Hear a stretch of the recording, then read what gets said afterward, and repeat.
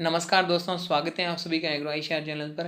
दोस्तों, आज हम बात करेंगे पशुपालन के कुछ महत्वपूर्ण प्रश्नों के बारे में।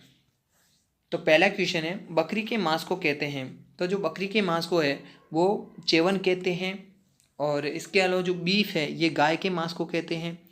चिकन है, चिकन कहते हैं मुर्गी के मांस को। और जो मुर्गी का छोटा बच्चा होता है उसको कहते हैं चिक। और पोरक पोरक या फिर बेकन, पोर्क या फिर बेकन, ये सूअर के मांस को कहते हैं, पोर्क या बेकन। और जो गाय के मांस को बीफ कहते हैं और भैंस के मांस को बफन कहते हैं। और जो गाय का छोटा बछड़ा होता है उसके मांस को कहते हैं व्हील। तो गाय के छोटे बछड़े के मांस को व्हील कहते हैं। और जो बफन है ये भैंस के मांस को कहते हैं। पोर्क या फिर बेकन है ये सूअर के मांस को कहते हैं। चेवन बकरी के मांस को कहते हैं और चिकन है वो मुर्गी के मांस को कहते हैं। ये बात ध्यान रखना आप। नेक्स्ट है टैटोइंग है। तो जो दोस्तों टैटोइंग है ये पशुओं में पहचान बनाने के लिए अपनाई जाती है। तो एक तरीका है पशुओं की पहचान बनाने का, टैटोइंग। नेक्स्ट है, हमारे देश में पशु प्राय किन कारणों से मरते हैं। तो हमारे देश के अंदर जो पशु मर जाते हैं उनका क्या कारण है, क्या रीजन है। तो असंतुलित एवं अल्प आहार से भी है वो पशु मर जाते हैं। दवा व चिकित्सा के अभाव में भी पशुओं की मृत्यु हो जाती है। परजीवियों के प्रकोप से भी पशुओं की है वो मृत्यु हो जाती है। यानी कि उपरोक्त सभी कथन है वो पशुओं की मौत के लिए जिम्मेदार है। असंतुलित और अल्प आहार, दवा व चिकित्सा के अभाव और परजीवियों का प्रकोप। नेक्स्ट है, ट्रोकार कैन्युला किस रोग से संबंधित है। तो जो ट्रोकार कैन्युला है वो टिम्पेनाइटिस या फिर आफरा से संबंधित है। टिम्पेनाइटिस या फिर आफरा से संबंधित है ट्रोकार कैन्युला। नेक्स्ट है, दूध दोहने की सर्वोत्तम विधि है। तो जो दूध दोहने की सर्वोत्तम विधि है वो है पूर्ण हस्त विधि। ठीक है। नेक्स्ट है, टिम्पेनाइटिस या फिर आफरा एक रोग है। तो टिम्पेनाइटिस या फिर आफरा है वो आहार जनित रोग है और ये सर्वाधिक है वो रिज्का से होता है। रिज्का खाने से वो सर्वाधिक, अगर सर्वाधिक रिज्वा खा लेता है पशु तो उसमें टिम्पेनाइटिस या फिर आफरा रोग हो जाता है। वैसे ये जनरली आहार से ही होता है, तो कैसे भी हो सकते हैं। पशुपालन विभाग की स्थापना किस वर्ष में हुई थी। तो जो पशुपालन विभाग की स्थापना वो हुई थी 1957 में, 1957 में पशुपालन विभाग की स्थापना हुई थी। नेक्स्ट है, निःशुल्क पशु दवा योजना का आरंभ किस वर्ष में हुआ था। तो 2012 के अंदर है वो निःशुल्क पशु दवा योजना का आरंभ हुआ था।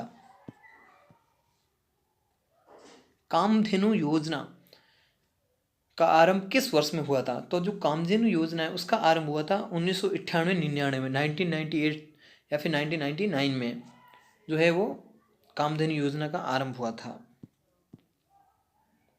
नेक्स्ट है, गौ सेवा आयोग राजस्थान के किस जिले में स्थित है। तो जो गौ सेवा आयोग है वो जयपुर जिले में स्थित है। और पक्षी चिकित्सालय भी है वो यहीं पर स्थित है। नेक्स्ट क्वेश्चन है, राज्य में पक्षी चिकित्सालय कहाँ पर स्थित है। तो जो पक्षी चिकित्सालय वो जयपुर में स्थित है। नेक्स्ट है, तेजाजी पशु मेला कहाँ लगता है। तो जो तेजाजी का जो पशु मेला है वो परबतसर नागौर में लगता है। और इसके अलावा जो जो एक और मेला लगता है रामदेव पशु मेला, रामदेव पशु मेला। तो ये रामदेव पशु मेला ये मानासर नागौर में लगता है। राम मानासर, तो ये मानासर नागौर में लगता है। और तेजाजी का पशु मेला परबतसर नागौर में लगता है। और जो रामदेव है यहाँ पे रामदेव में रूणीचा धाम है, वहाँ पर रामदेव जी के लिए मेला लगता है। और ये सांप्रदायिक सद्भावना का सबसे बड़ा मेला है। और जो सांप्रदायिक सद्भावना का जो मंदिर है वो मंदिर है जो उदयपुर में स्थित है, उसका नाम है केसरिया नाथ जी का मंदिर, जिसे काला बाबा जी का मंदिर भी कहते हैं। राज्य की सबसे पुरानी डेयरी है। तो राज्य की जो सबसे पुरानी डेयरी है उस डेयरी का नाम है पद्मा डेयरी। ठीक है। और पद्मा डेयरी अजमेर में स्थित है। कार्तिक पशु मेला कहाँ लगता है। तो जो कार्तिक पशु मेला है वो पुष्कर में लगता है और ये गिर गाय के लिए लगता है। ठीक है। और जो करौली है, करौली में लगता है महाशिवरात्रि पशु मेला। तिलवाड़ा बाड़मेर में जहाँ पे लगता है मलीनाथ पशु मेला लगते हैं। और परबतसर नागौर में वीर तेजाजी पशु मेला लगता है। और मानासर नागौर में रामदेव पशु मेला लगता है। तो जो कार्तिक पशु मेला है वो पुष्कर में लगता है। फिर है नेक्स्ट है रामदेव पशु मेला कहाँ लगता है? तो जो रामदेव पशु मेला है वो नागौर में मानासर में लगता है, मानासर नागौर में, मानासर नागौर में वो रामदेव पशु मेला लगता है। बकरी विकास एवं सारा उत्पादन परियोजना कहाँ पर स्थित है? तो ये है वो अजमेर में स्थित है। बकरी विकास एवं सारा उत्पादन परियोजना अजमेर में स्थित है। और रामसर अजमेर में वो बकरी प्रजनन फार्म भी है। भेड़ व ऊन विभाग का पशुपालन व डेयरी विभाग में मिलान कब हुआ था? तो इसका जो मिलान है वो हुआ था 2001-2 में है वो इसका मिलान हुआ था। भेड़ व ऊन विभाग का पशुपालन विभाग में है वो मिलान है वो 2001-2 में हुआ था। और जो पशुपालन विभाग की स्थापना वो बता दी 1957 में हुई थी। राज्य का सबसे बड़ा दुग्ध पैकिंग केंद्र कहाँ पर स्थित है? तो राज्य का सबसे बड़ा दुग्ध पैकिंग केंद्र है वो जयपुर में स्थित है। नेक्स्ट है राष्ट्रीय डेयरी अनुसंधान संस्थान कहाँ पर स्थित है? तो राष्ट्रीय डेयरी अनुसंधान संस्थान नेशनल डेयरी रिसर्च इंस्टीट्यूट, तो नेशनल डेयरी रिसर्च इंस्टीट्यूट है ये करनाल हरियाणा में स्थित है। ठीक है, करनाल हरियाणा में स्थित है। और एक आता है आपके लिए NDDB, national dairy development board.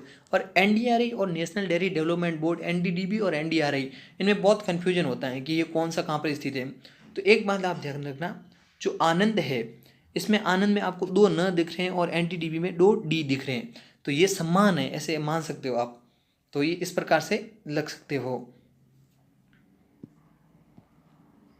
Next है गोपाल योजना राज्य के कितने जिलों में कार्यरत है? तो जो गोपाल योजना है वो राज्य के 10 जिलों में कार्यरत है।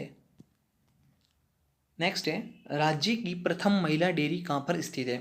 तो जो बीकानेर है, बीकानेर में राज्य की प्रथम महिला डेयरी स्थित है। और इसके अलावा जो बीकानेर में जोड़बीड़ है तो वहाँ पर ऊंट अनुसंधान केंद्र भी है और घोड़ों के लिए भी है जोड़बीड़ में। नेक्स्ट है संभोग के समय सर्वाधिक वीर्य स्खलन किस पशु में होता है? तो संभोग के समय जो सर्वाधिक वीर्य स्खलन है वो सूअर में होता है। तो सूअर में कितना होता है? ये होता है 200 से लेकर 250 ml तक है वो एक बार में वीर्य स्खलन होता है। और जो सूअर में जो संभोग या फिर जिसे कहते हैं मैटिंग, तो ये क्रिया है वो कपलिंग कहलाती है। कपलिंग, तो सूअर में संभोग क्रिया क्या कहलाती है? कपलिंग कहलाती है। और बच्चे देने की क्रिया वो फैरोइंग कहलाती है। तो सर्वाधिक वीर्य स्खलन वो सूअर करता है, 200 से 250 ml तक करता है। और सूअर में जो संभोग या फिर मैटिंग की जो क्रिया है वो कपलिंग कहलाती है और बच्चे देने की क्रिया है वो फैरोइंग कहलाती है। सूअर का गर्भकाल कितने दिन का होता है? तो जो सूअर का गर्भकाल है वो 114 दिन का होता है। सूअर का संभोग करना क्या कहलाता है? तो जो सूअर का संभोग करना कहलाता है वो कहलाता है कपलिंग कहलाता है। ठीक है। सर्वश्रेष्ठ साइलेज किसका बनाया जाता है? तो जो सर्वश्रेष्ठ साइलेज है वो मक्का का बनाया जाता है। इसके अलावा बरसीम का भी बनाया जाता है। और बरसीम से जो साइलेज बनाए जाते हैं उस साइलेज में 7.9% है वो प्रोटीन पाया जाता है। ठीक है। तो जो सर्वश्रेष्ठ साइलेज है वो तो मक्का से बनाए जाते हैं, लेकिन बरसीम से भी वो साइलेज बनाया जाता है। और जो बरसीम से साइलेज बनाया जाता है उसमें 7.9% है वो प्रोटीन पाया जाता है। नेक्स्ट है हे में प्रोटीन प्रतिशत होता है। तो जो हे है उसमें प्रोटीन प्रतिशत है वो 9% पाया जाता है। दुनिया में सर्वप्रथम पशुओं में कृत्रिम प्रजनन कराने वाले पशु वैज्ञानिक कौन थे? उनका नाम है। तो जो दुनिया में सबसे पहले जो पशुओं के लिए कृत्रिम प्रजनन की क्रिया अपनाई थी उस वैज्ञानिक का नाम है, तो यहाँ पे उसका नाम है लेजारो है। यहाँ पे लेजा लिख दिया, लेजारो स्पेनलांजी, लेजारो स्पेनलांजी। तो ये जो है इन्होंने दुनिया में सर्वप्रथम पशुओं में कृत्रिम प्रजनन कराने वाले ये पशु वैज्ञानिक। और जो संपत कुमार है ये भारत में है, वो सबसे पहले पशुओं में कृत्रिम प्रजनन कराने वाले वैज्ञानिक है। लेकिन जो विश्व में है उनका नाम है लेजारो स्पेनलांजी। ठीक है। नेक्स्ट क्वेश्चन है हमारे देश में सर्वप्रथम पशु चिकित्सा महाविद्यालय की स्थापना कहाँ पर की गई थी? तो जो पशु चिकित्सा महाविद्यालय की स्थापना हमारे देश में सर्वप्रथम है वो कोलकाता में की गई। और राजस्थान में जो अगर बात करें पशु चिकित्सा विश्वविद्यालय कहाँ पर है तो वो बीकानेर में स्थित है। नेक्स्ट है वीर्य एकत्रीकरण में कृत्रिम योनि का तापक्रम होना चाहिए। तो वीर्य एकत्रीकरण में जो कृत्रिम योनि का जो तापमान है वो 41 डिग्री यानी कि 41 डिग्री सेंटीग्रेड तापमान रखते हैं कृत्रिम योनि का तापमान। वीर्य संरक्षण के लिए वीर्य का पीएच मान कितना होता है? तो जो वीर्य संरक्षण करते हैं तो उसमें जो वीर्य का पीएच मान है वो रखते हैं 6.8 पीएच, 6.8 पीएच रखते हैं वीर्य संरक्षण के लिए। वीर्य को तरल नाइट्रोजन में किस तापक्रम पर संरक्षित किया जाता है? तो -196 डिग्री इस तापमान पर है वीर्य को तरल नाइट्रोजन में संरक्षित किया जाता है, यानी कि स्टोर रखा जाता है। सांड के वीर्य का अपेक्षित घनत्व कितना होता है? तो जो सांड का वीर्य है उसका जो अपेक्षित घनत्व है तो वो अपेक्षित घनत्व होता है 1.035। तो ये अपेक्षित घनत्व सांड के वीर्य का अपेक्षित घनत्व होता है। नेक्स्ट क्वेश्चन है पशुओं की दो नस्लों को आपस में क्रॉस कराने की प्रजनन की कौन सी विधि होगी? तो जो दो नस्लों को आपस में क्रॉस कराने की जो प्रजनन की विधि है वो क्रॉस ब्रीडिंग कहलाती है, क्रॉस ब्रीडिंग कहलाती है। नेक्स्ट क्वेश्चन है पशुओं में प्रजनन किस प्रकार का होता है? तो जो पशुओं में जो प्रजनन है वो प्राकृतिक जनन भी पाया जाता है, भ्रूण प्रत्यारोपण भी पाया जाता है, कृत्रिम प्रजनन भी पाया जाता है। तो इसमें जो पशुओं में प्रजनन क्रिया है वो उपयुक्त सभी यानी कि ये तीनों ही ऑप्शन है वो प्रजनन क्रिया के लिए उपयुक्त है। तो दोस्तों आज की वीडियो इतना ही, मिलते हैं अगली वीडियो। अगर आपको ये वीडियो पसंद आया है तो लाइक भी कर देना, आपके मन में जो भी सवाल हो उनको कमेंट बॉक्स में जरूर बता देना। थैंक यू दोस्तों।